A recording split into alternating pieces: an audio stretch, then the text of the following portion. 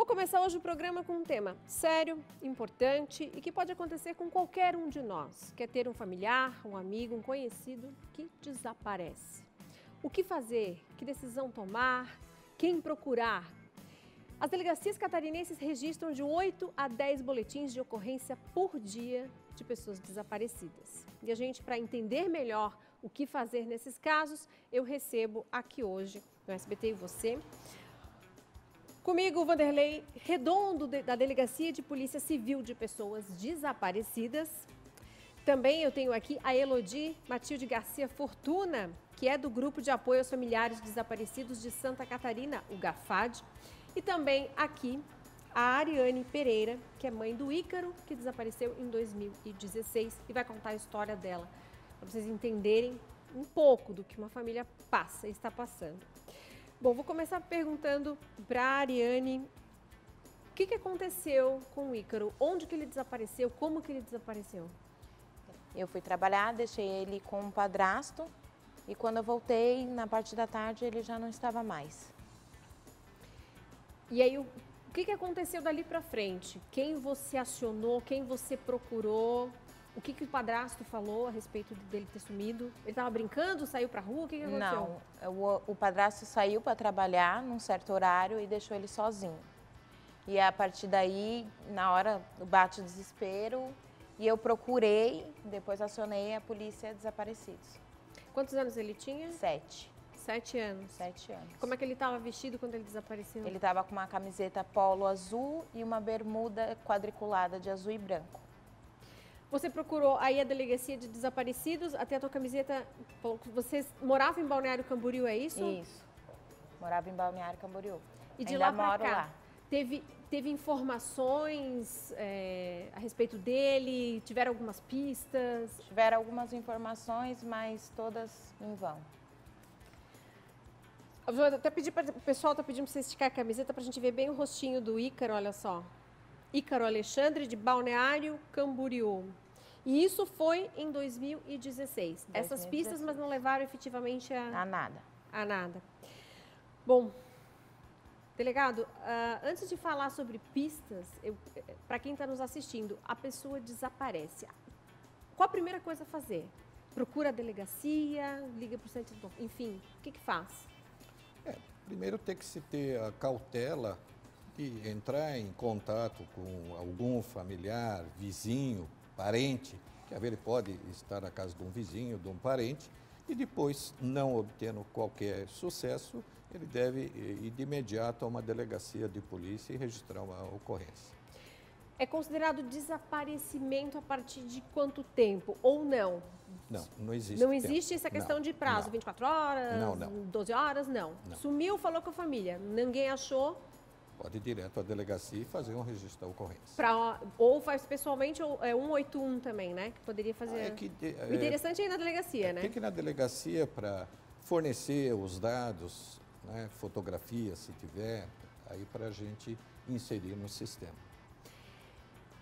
Aí, Ariane, eu vou te perguntar, além de fazer todo o protocolo de registro, de procurar a delegacia, você buscou apoio, porque sai o chão? Sai. Quem que te deu esse apoio nesse momento tão difícil? Primeiro foi minha família. Porque em primeira mão, quando eu procurei a delegacia, o que eu fui informada é que eu poderia só falar depois de 24 horas. Então, durante essas 24 horas, quem procurou foi eu e o meu ex-marido, somente, e alguns amigos que eu conhecia. Porque fazia 6 meses que eu estava na cidade e não conhecia ninguém. Então, a hipótese dele ter ido brincar com um colega descartada, porque eu não conhecia ninguém. Então, foi bem difícil, bem difícil. Até porque minha família mora em outro estado. Elodie, você tem contato constante, né, como voluntária no GAFAD, com as famílias que estão passando por essa situação. Quais os tipos de apoio, né? Como lidar com uma situação em que a pessoa perde o chão? Porque um filho sumir é um drama que não dá para medir o quanto é complexo e triste. Sim. A primeira coisa que a gente faz, que eu faço, é dar aquele abraço e fazer com que a pessoa saiba que ela não está sozinha. Não precisa você falar nada, basta você dar um abraço, porque ela já vem. Quando ela chegar no Rafad, ela já foi tão maltratada, já chegou tão desiludida, tão sem chão, que ali é o último recurso que ela imagina que possa ter. E ali a gente começa a conversar, a fazer com que se tenha esperança, porque por mais difícil que seja e quase impossível de se localizar uma pessoa desaparecida em certas ocasiões, em certas situações, a gente tem que ser forte, ou se fingir de forte, quase sempre se fingir de forte, para poder dizer para uma mãe: não, mãe, você ainda vai encontrar teu filho. Não desista, vamos, eu não vou mais procurar, eu estou cansada, eu não quero. Não desista, nós vamos encontrar. E aí eu pergunto para o delegado, Santa Catarina é referência nacional na solução de casos de pessoas desaparecidas. A que se deve esse status do nosso estado ser bem quisto e ter bons números em relação a localizar pessoas que desaparecem? Quando nós inauguramos a delegacia, nós contávamos com 18.500 pessoas desaparecidas. Isso há 5 anos. A partir desses 5 anos, isso que constava no nosso sistema desde 2002 a 24 de setembro de 2013. Nós homologamos todos os boletins que haviam de pessoas desaparecidas. Isso girou em torno de 18.500. Estes 5 anos agora que a delegacia está em funcionamento, nós registramos aproximadamente, no estado de Santa Catarina, de 10 a 12 mil ocorrências. Então, elas vão para 30 mil desde 2002. Hoje, nós podemos dizer que nós estamos com menos de 1.300 pessoas desaparecidas. Né? Um trabalho que a gente faz, contato telefônico, se dirigindo aos locais, diligências que são feitas, redes sociais e sistema que nos permite averiguar, por exemplo, muito dos casos, isso com a experiência que a gente tem hoje, atualmente, mais de 95% dos casos que são registrados é uma falta de comunicação entre os familiares. Entende? Então, a pessoa vai na delegacia e o pior problema que nós temos é que ela não volta. O familiar volta para casa e ela não volta na delegacia. Então, nós temos que manter esse contato com os familiares, gasto que é gerado para o Estado, e também que nós fazemos pesquisa, CDL, Receita Federal. Então, aqueles Vocês usam casos... banco de dados de DNA também, né? Vocês têm acesso ao banco de dados de DNA para poder ajudar? Não, acesso não. A gente fornece... Vocês fornecem... Nós coletamos, né, a nossa delegacia, as minhas funcionárias estão preparadas para a coleta de material, né, extraído sangue, e é encaminhado para o Instituto Geral de Perícias. Hoje, o nosso banco de DNA é o 4º do país. Né? Perdemos para o Rio de Janeiro, Minas Gerais, Rio Grande do Sul. Proporcionalmente, nós estamos em primeiro com o número de material de familiares de desaparecidos que está indo para esse banco. Tem uma outra questão que é interessante estar levantando aqui também, que é sobre os idosos, né? Porque tem muitos casos também de pessoas que já têm uma doença, uma idade avançada, um Alzheimer, desaparece. Isso também são casos complicados, porque às vezes a pessoa realmente ela não tem consciência de onde está, mas muitos casos são solucionados também, né? Porque a pessoa está lá perdida, mas está viva, está... Com certeza. A prioridade que damos aos casos, que nós acompanhamos em tempo real o que acontece no estado de Santa Catarina. Qualquer ocorrência que seja feita no estado, em qualquer ponto, no momento que finalizou, nós já estamos recebendo a delegacia. Então, por isso que nós temos em tempo real tudo o que acontece no estado de Santa Catarina. Nós damos a prioridade a crianças. Né? Isso aí, de imediato, já entramos em contato, que às vezes, dependendo, oeste do estado, sul do estado, então a gente entra em contato, e também os casos de idosos. Na maioria dos casos são localizados. tanto pelos próprios familiares, por policiais, o próprio serviço ostensivo da Polícia Militar, que localiza uma pessoa, ela vai puxar no sistema e vai ver que realmente aquela pessoa está desaparecida. Ariane, você hoje tem o apoio do GAFAD para continuar a tua busca com esperança? Acho que tu vai encontrar o Ícaro. Como é o GAFAD representa o que para você hoje na tua vida?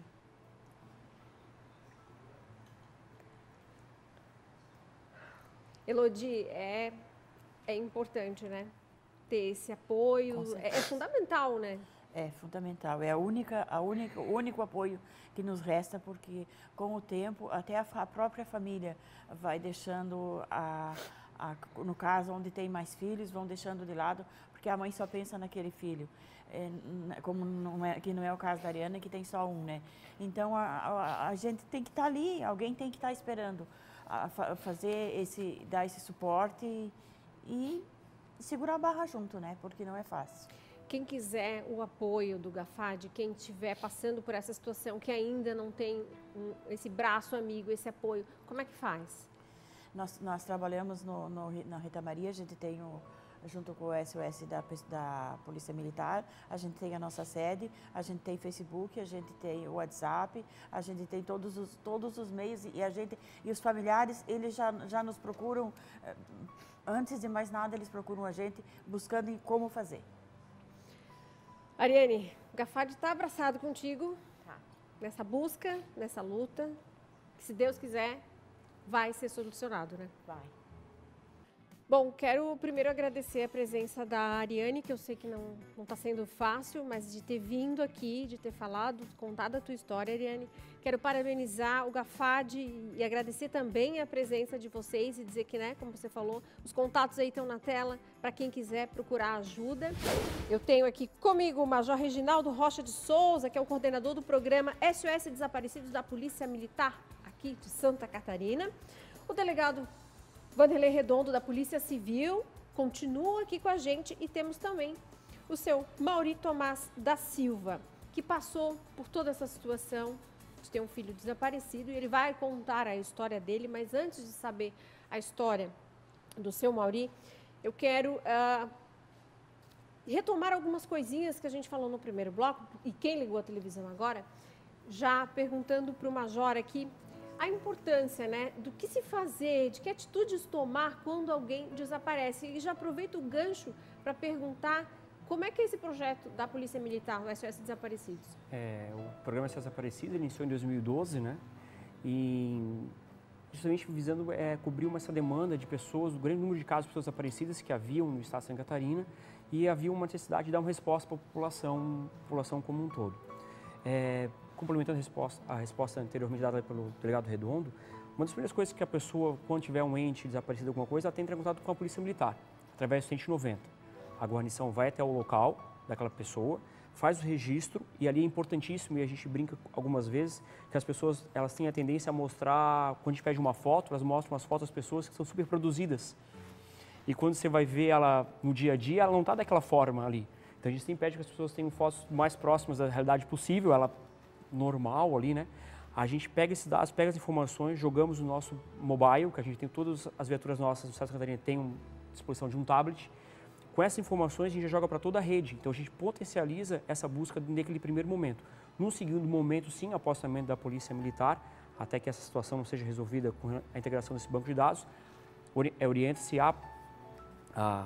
ao cidadão procurar a delegacia para fazer o registro dessa ocorrência. Mas a primeira coisa é entrar em contato com a Polícia Militar. Ela vai até o local, ajuda, já faz a primeira busca, já que todos os segundos e os minutos ali são importantíssimos. Quanto antes você mobilizar a busca dessa pessoa desaparecida, mais frescas as pistas estarão.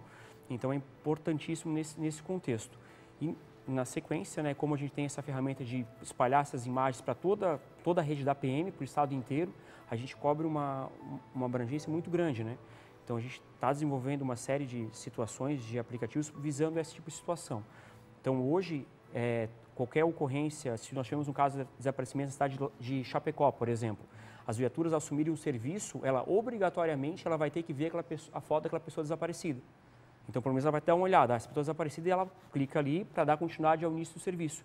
Então, aquilo permite uma aproximação, uma busca muito mais efetiva daquela pessoa, né? E o nosso trabalho, a gente também tem muito essa preocupação de dar uma resposta para a família, né? Então, mostrar o que está sendo feito, o que pode ser feito, né? Mostrar que ela não está sozinha nesse processo e que os órgãos de segurança pública estão envolvidos na busca daquele ente querido, né? A gente fala que as causas de desaparecimento são as mais diversas possíveis, né? A gente já falou no bloco anterior de pessoas idosas, que possam ter uma doença. Um número cada vez maior, adolescentes que fogem do lar, que, na verdade, independente de se for uma briga ou não, para aquela família ela está desaparecida. Adultos que desaparecem, né? E muitas vezes a gente tem vários casos que eles querem estar desaparecidos, eles não estão desaparecidos da família porque muitas vezes não querem ter contato com aquela família.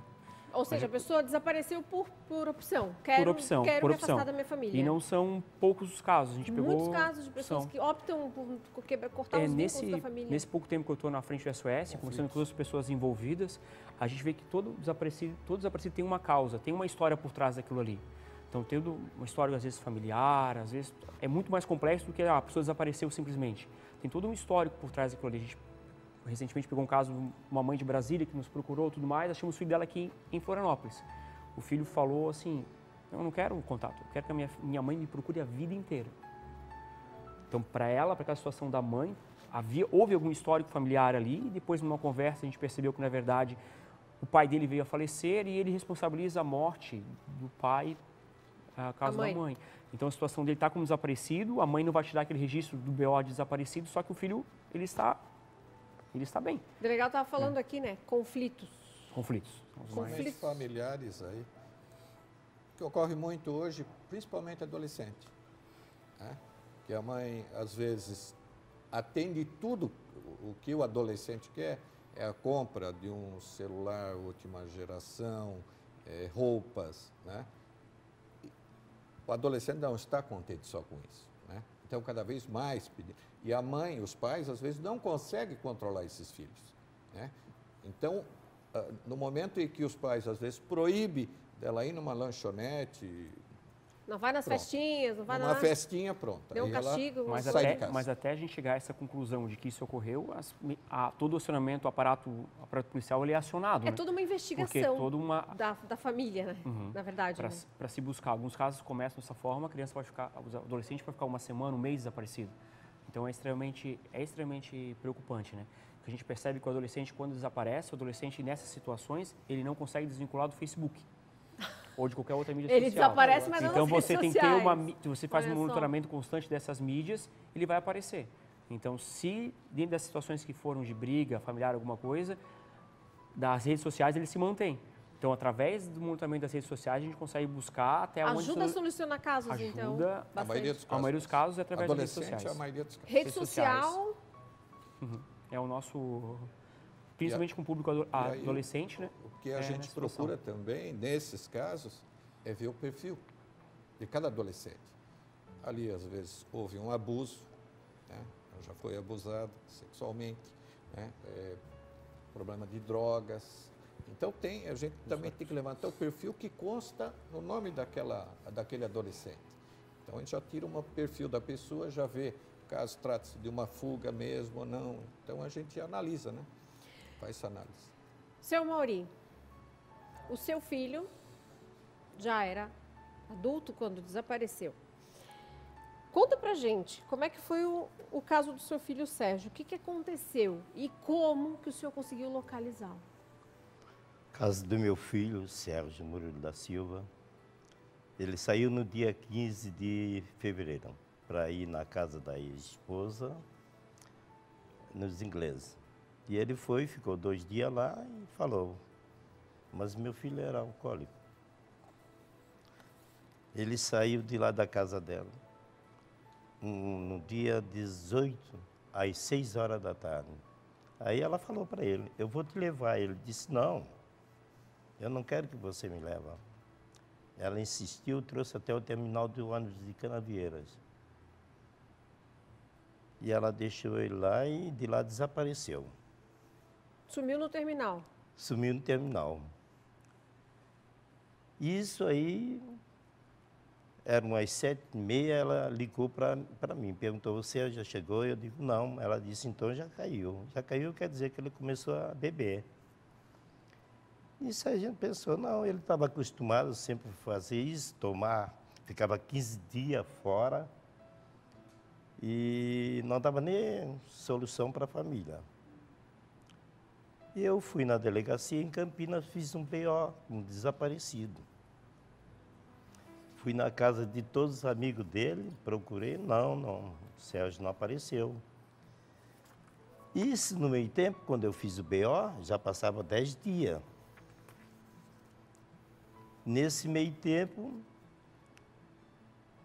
eu peguei e disse, não tem problema, porque o Sérgio sempre bebeu, fica 15, 20 dias fora. Então tinha esse pré aí que vocês já estavam meio assim, ele vai aparecer daqui a uns Vai 15 dias. aparecer, prazo, né? isso.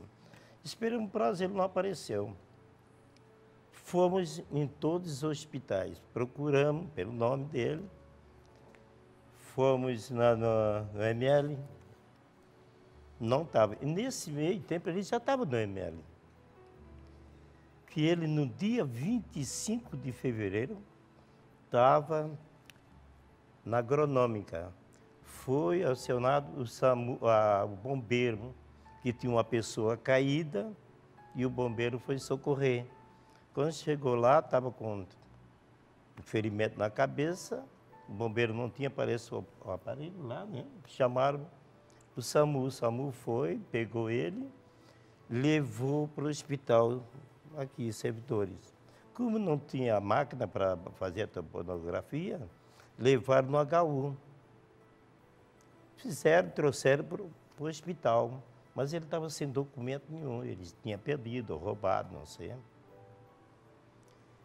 Nesse meio tempo ele ficou, de dia 25 às 5h35, deu entrada no hospital. Ele foi a óbito no dia 28, a 1h10 no hospital. Como foi final de carnaval, não sei, teve uma falha da assistente social lá do hospital, o doutor Vanderlei, acho que sabe disso, né? Teve uma falha. Eles deviam ter comunicado à delegacia que tinha fulano assim, assim, assim, mas não comunicaram. Bom, nós continuamos procurando ele. Isso eles não tinham conhecimento que ele estava no hospital. Nós não Não tínhamos sabiam de conhecimento. nada, continuaram procurando. Mas o meu filho já era conhecido no hospital, que ele tinha feito uma cirurgia da perna e tinha passado umas 3 vezes lá no hospital e ele era vendedor. Todo mundo do hospital conhecia ele. Eu quero saber qual o motivo que não conheceram. Como é que, entre o tempo do senhor saber onde ele estava, como é que foi esse trânsito? Como é que o senhor conseguiu chegar até descobrir onde estava o seu filho? Eu fui no excesso na GAF, aí desaparecido. Fizemos um cartaz, começamos a procurar ele e nada, novidade nenhuma. Nesse meio tempo ele já está no ML lá 4 meses. Eu já tinha ido 4 vezes, eu, a ex-esposa dele, no ML. Ninguém dava informação, não tinha foto nenhuma. Aí, depois de 4 meses, foi doado para a universidade lá em Chapecó. O corpo foi para Chapecó? O corpo foi para Chapecó. Como lá? Eles esperam mais 3 meses para ver se aparece alguém da família. Depois de 7 meses e pouco, 8 meses. Eu fui na delegacia lá e foi a Márcia, né? Falou, você vai lá. Fizeram a digital dele, não batia. Aí, então deu endereço. Eu chamei o meu neto, o filho dele, que o doutor Vanderlei disse, eu acho que é ele. Tem 90% para ser ele. E aí, delegado? Vocês conseguiram fazer a conexão para saber que era ele? O que aconteceu? No caso dele, o primeiro trabalho por exemplo, como foi pela SVO, não tinha violência, eles fazem esse primeiro levantamento. E eles sempre costumam nos mandar as fotos das pessoas, dados, características das pessoas, para a gente tentar levantar. No caso dele, eu não me recordo se veio para nós ou não do hospital. Mas do IML, o primeiro passo que eles fazem, está sem identificação, é coletada as impressões digitais e é jogado no sistema EIFS, que vai fazer uma varredura pelas características das impressões digitais. E realmente não leu nada, né? E depois de mais ou menos 6 meses, a gente volta a trabalhar esses casos, que a nossa delegacia também é a identificação de cadáver. Então, a gente começa a levantar todos esses casos antigos, dá uma repassada novamente, e foi quando, pela foto que eu vi, que veio do ML e a foto dele do sistema da Polícia Civil, achei muito semelhante, alguns traços muito semelhantes. Então, é que nós chamamos e conseguimos. No caso dele, o que ocorre?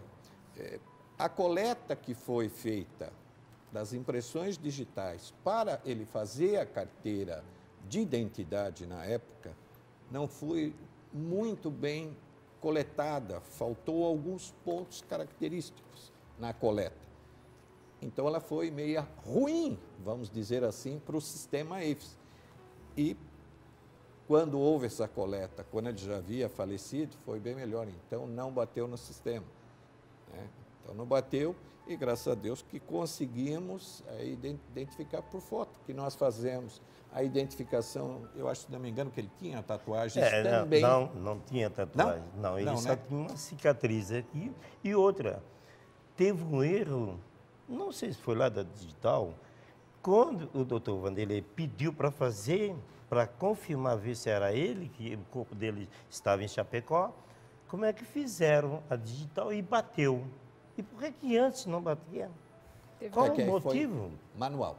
Não. Não era pelo sistema. Né? Bom, vamos Isso fiquei em dúvida, desejar paz, porque não é fácil passar por tudo que o senhor passou.